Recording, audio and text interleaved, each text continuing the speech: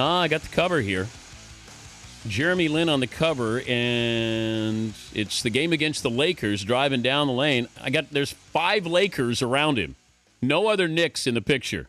And it says, against all odds, and it's Linsanity.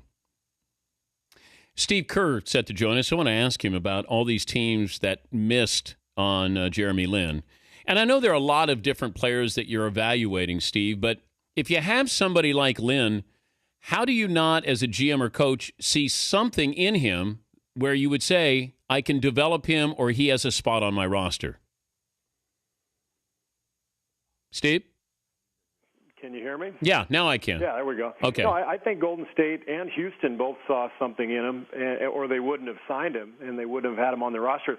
The problem is so often this stuff just comes down to circumstance and opportunity. And in Golden State, he's playing behind Curry and Monte and those guys, and in Houston he's playing behind Lowry and Dragic, and all of a sudden it's like even if you get him in there for a few minutes, you're not really going to see what he's got, and it's just tricky. It does make you wonder how many guys there are out there that have kind of slipped through the cracks that maybe could have done something similar. But you have guys who, in practice, would be able to. Some guys are good practice players, some guys are not. But I didn't know if Jeremy Lin, while scrimmaging, would be able to show you glimpses of what we've seen so far. I would think so. Although there's hardly any practices this year because of the lockout schedule. So that makes it a little more difficult, and very little training camp as well. But I go back to opportunity, and I wonder, would this have happened if Carmelo and Amari hadn't gone out? Because, what if he had come back and played with Carmelo, and Carmelo had the ball in his hands all the time?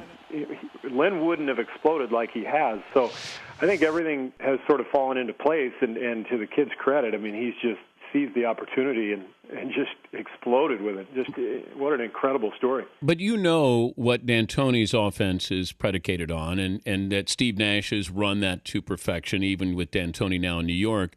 Jeremy Lin in that position, what kind of numbers do you think he'll put up with Carmelo and Amari Stoudemire coming back?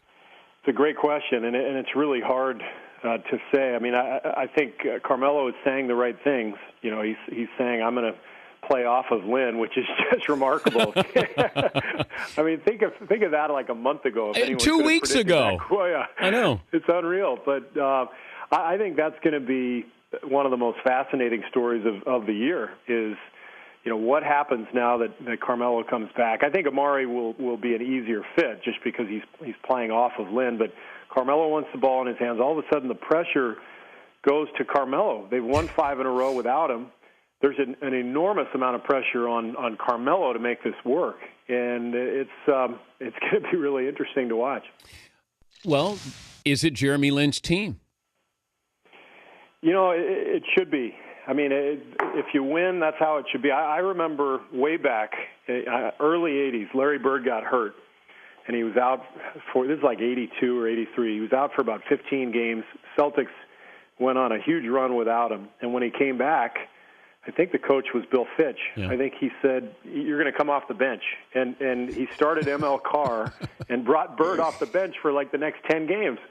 I don't know if that can happen these days, but, I love that. I love that story because, it should be about the team. It should be about the momentum and who's playing well and how it's all fitting together. So, but it's going to be interesting. I mean, Carmelo obviously is a superstar in this league, makes a ton of money, all that stuff. He was the one who was supposed to save New York.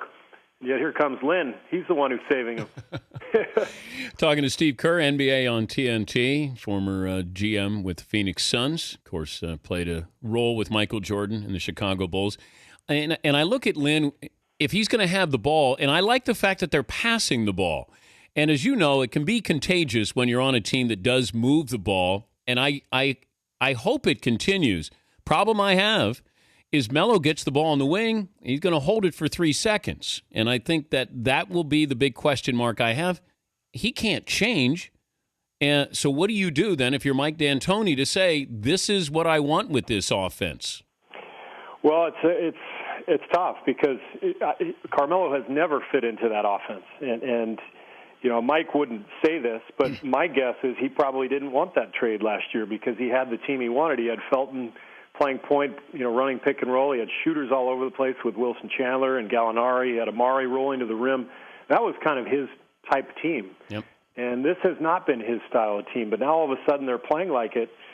So, you've got to try to move Carmelo around. You got to bring him on the weak side. You can't just hand him the ball in that spot where he gets it, seemingly every time.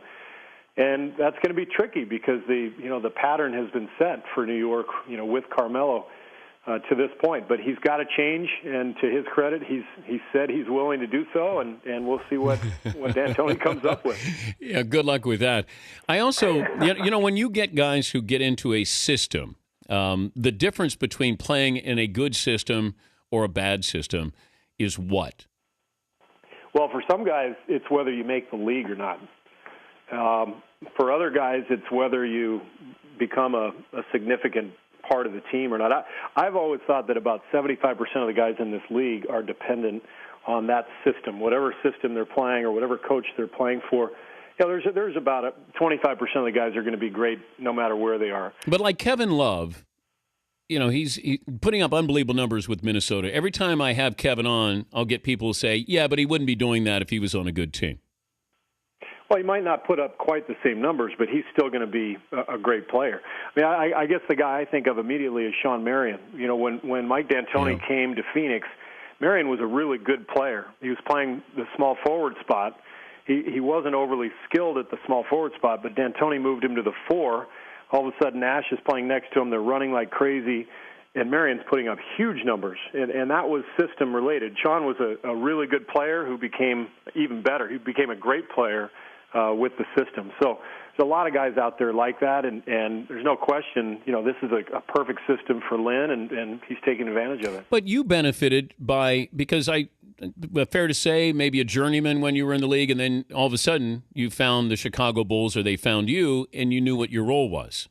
Oh, no question. The triangle basically saved my career. I mean, I was on my way out, and just getting into that system and playing for a coach who believed that I could help, and playing with players who could really, help accentuate my strengths and cover up my weaknesses. All that stuff factored in, and like I said, I think it does at some level for most players in the league. How does Rajon Rondo, I know that we talked about him possibly being moved earlier in the year when there was the Chris Paul rumor, maybe with the Lakers, the possibility. I don't know how Boston gives up Rondo. I don't know if there's any truth to the rumor. Let me start with that. But it's great for the Lakers, but why would the Celtics, how could that rumor even surface? Well, first of all, Danny Ainge has basically talked about it at times. But I think the thing with Rondo, and I did the game in Boston last week, and I think you get a pretty good glimpse of it. Late in games, it becomes 4-on-5 in the half court.